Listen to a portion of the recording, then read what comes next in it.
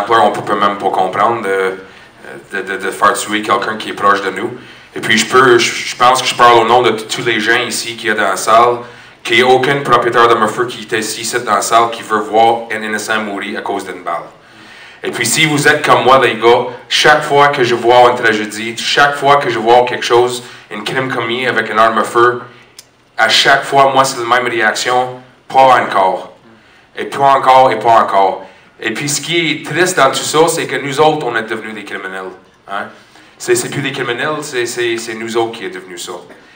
Cette gars-là, je ne sais pas si vous le saviez, mais pas juste pour le Québec, pas juste pour nous autres, mais pour les propriétaires d'armes à feu, grand complet du Canada, cette gars-là, je ne sais pas si vous le saviez, c'est la première des familles des victimes de Polytechnique.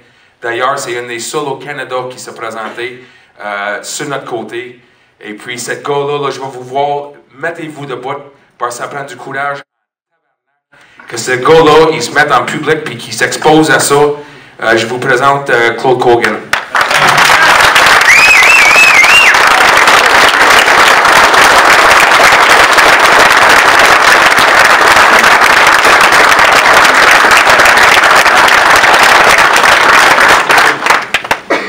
J'aimerais ça avoir autant d'éloquence pour parler en public que M. Diem et M. Evans. Je vous ai juste écrit un petit quelque chose. Excusez-moi si c'est pas comme le spokesperson, le spokesperson que vous attendez. Mais moi, je ne suis pas une personne publique. Je suis un petit mécanicien d'usine. Puis je vous ai composé un petit quelque chose. J'aimerais ça vous le lire. Comme vous le savez, mon nom c'est Claude Cogan. Je suis co-administrateur du site Tous contre un registre québécois des armes à feu avec M. Sean Bevins, François Picard et Guy Lavin. Je suis aussi un chasseur, un tireur sportif, mais surtout un grand amateur d'armes à feu en général. Et en plus, moi, je crois à l'autodéfense. Que ce soit des carabines de chasse, de précision, des surplus militaires, des fusils, des pistolets, des revolvers ou des black guns, moi, si ça fait boum boum, pow pow, c'est sûr que ça va m'intéresser. Je tiens à mettre quelque chose au clair tout de suite avec vous. Je ne suis pas ici pour me faire du capital de sympathie en jouant victime. Je ne suis pas payé par personne pour être ici. J'ai aucun intérêt financier dans aucune compagnie reliée aux armes à feu. Je n'ai pas l'intention surtout de me créer une job subventionnée comme certains de nos adversaires font. Je suis ici pour défendre mes droits, mes valeurs et mes convictions profondes.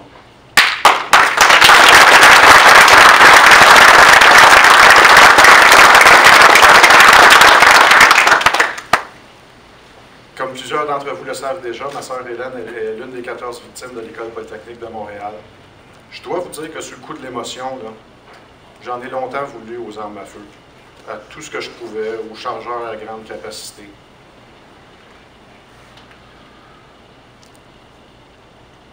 Comment qu'on fait pour penser rationnellement quand on est envahi par des émotions comme la haine, la colère et l'incompréhension? Avec le temps, j'ai réussi à faire mon deuil et à rationaliser tout, ce qui ne semble pas être le cas de nos élus au Québec. Ma sœur n'a pas été tuée par une arme à feu ou un chargeur à grande capacité, mais par un être humain mal intentionné. Beaucoup de gens qui croient me connaître, ils pensent que je suis pro-armes à feu et autodéfense parce que ma sœur a été assassinée. Oui, c'est en partie vrai, mais ce n'est pas toute la réalité non plus. Je vais vous raconter une petite histoire qu'il n'y a pas beaucoup de gens qui connaissent. Un beau soir de 1987, moi je travaillais comme pompiste dans une station-service pendant mes études. Il y a deux gars qui sont arrivés avec le couteau à la main. Il y en a un des deux qui me l'a foutu carrément sur la gorge. Puis il m'a dit « Donne-moi le cash, puis ça presse. » J'ai compris pour la première fois de ma vie que le fait que j'allais vivre ou mourir, c'était dans les mains d'une autre personne. Vous dire à quel point on se sent impuissant et désespéré, je ne peux pas vous le décrire en mots. Mais je peux vous dire très bien comment ma sœur s'est sentie avant d'être froidement abattue parce qu'elle était dans la même situation. Elle est morte, mais moi j'ai juste été chanceux que les gars me laissent vivre. En passant, pour votre information, il y avait 60$ dans le cash. Quand tout ce que vous avez pour vous défendre contre des agresseurs, c'est une guenille pour checker de l'huile ou un étui à crayon dans le cas de ma sœur, vos chances de survie ne reposent pas entre vos mains, mais bien dans le bon vouloir de vos agresseurs. Et pour moi, c'est quelque chose qui est totalement inacceptable.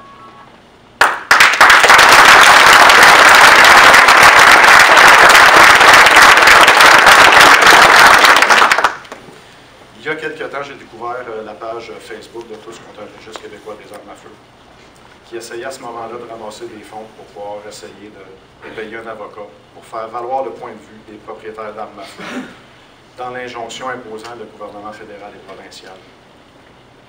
Après quelques discussions avec les administrateurs Sean Bevins et François Picard, je leur ai offert mon aide et je leur ai raconté mon histoire.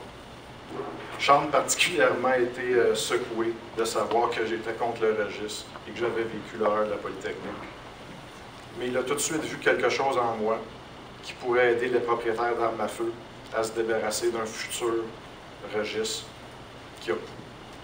quand on sait que le registre canadien a prouvé son inefficacité partout au Canada et qui a coûté 2 millions et qui a non pas coûté 2 millions de dollars, mais bien plutôt 2 milliards de dollars.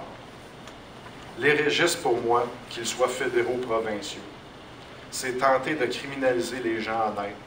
C'est un bout de papier qui n'a jamais sauvé de vie et qui ne protège aucunement les citoyens.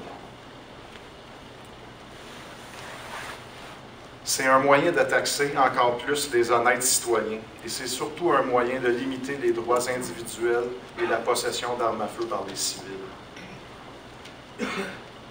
C'est là le véritable enjeu de tous les supposés débats sur le contrôle des armes à feu, peu importe où vous vous trouvez dans le monde.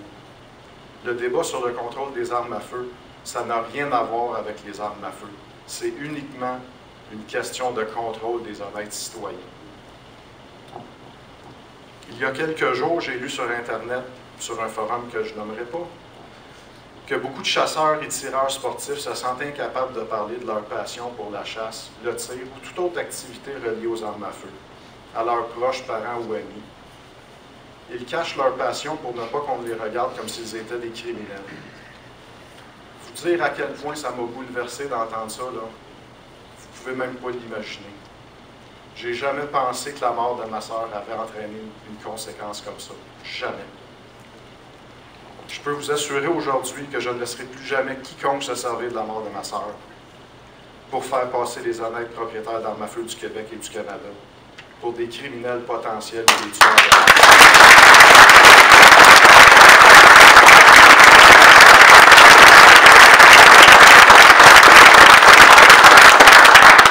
Je peux vous assurer aujourd'hui, non, j'espère redonner un peu d'espoir aux propriétaires d'armes à feu et leur redonner le goût de se battre pour ce qu'ils croient être juste. C'est pour cela que j'ai décidé de faire mon coming out à l'émission de M. Éric Duhem, que je tiens à remercier tout particulièrement pour la chance qu'il nous a donnée de nous faire connaître, et là je parle de notre page Facebook, et qui a donné l'opportunité de faire entendre nos voix, ainsi que d'avoir de la visibilité pour qu'enfin on puisse se regrouper. Encore une fois, merci beaucoup, Éric.